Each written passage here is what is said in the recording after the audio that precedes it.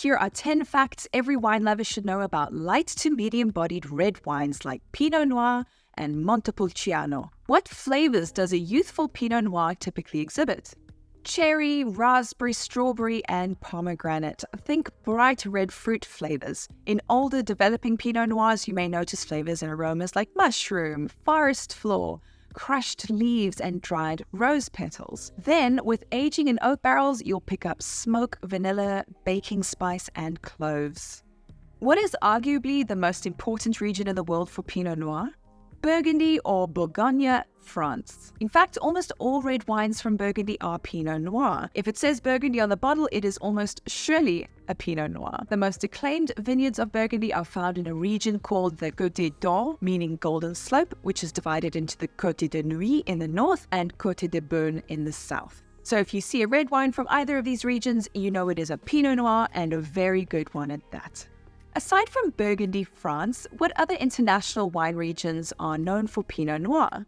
In the United States, there's Oregon and the west coast of California. In South Africa, there's Elgin, Walker Bay, and Franschhoek. In Australia, there's the Yarra Valley and Mornington. And in New Zealand, there's Martinborough, Marlborough, and Central Otago. And these are just to name a few.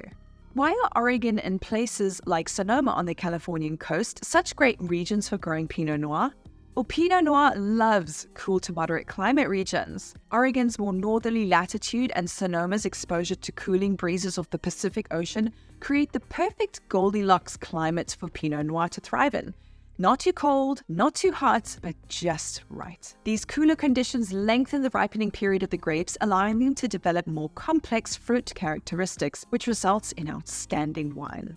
What are the main differences between Pinot Noir from Burgundy and Pinot Noir from California? Californian Pinot Noirs typically exhibit ripe red fruit flavors and aromas, and more overt vanilla or oak flavors from aging in new oak barrels. Burgundian Pinot Noirs, on the other hand, typically exhibit tart red fruit flavors and aromas, and subtle oak flavors like clove and smoke from aging in large neutral oak barrels.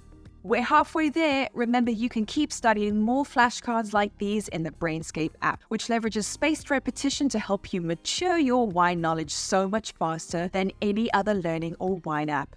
Which region in Chile is showing promise for making quality Pinot Noir? Casablanca Valley. This is a wine-growing region located approximately 60 miles or 100 kilometers northwest of Santiago, the country's capital. The region is considered Chile's top white wine region and produces of varietals like Sauvignon Blanc and Chardonnay. But the cooler coastal parts of the valley are ideal for Pinot Noir. So if you come across a bottle of Pinot Noir from the Casablanca Valley, give it a try. What is arguably the most important Gamay growing region in the world? Beaujolais, France. Gamay grapes are thin-skinned, and so they tend to produce light-bodied wines with low tannins and tart, fruit-forward flavors, particularly bright red fruit notes of cherry, raspberry, and strawberry. So if you come across a wine that has Beaujolais AOC on the label, you can expect a simple, light-bodied, somewhat fruity, and generally quaffable wine. In fact, Beaujolais are often served slightly chilled, which better showcases their freshness, red fruit flavors, and bright acidity. What are the two most prominent black grape varietals in central Italy? Sangiovese and Montepulciano. If you're looking for the heartland for Sangiovese, head to Tuscany, and for Montepulciano to Abruzzo. What is the typical profile of Montepulciano? These red wines are dry, high in tannin, with medium acidity and black fruits like plums and dark cherries on the nose and palate. Montepulciano are simple, affordable wines with no oak, although some concentrated styles will see some oak contact. What two terms are widely used in central Italy to differentiate between style and quality? Classico and Riserva. If the label says Classico, it basically tells you that the wine is made from grapes originating from the most historic area of the appellation. This area can be small, usually hilly, and known for producing wines of a more concentrated, intense flavor. In other words, that wine is a classic representation of that region. If, on the other hand, it says Riserva, it means that the wine underwent a longer period of aging, which typically makes for a higher quality, more complex wine. I've spelled it out here in layman's terms, but actually there are pretty complex laws governing wine labels, and certain strict criteria need to be met in order for a winemaker to call their wine a Classico or Reserva.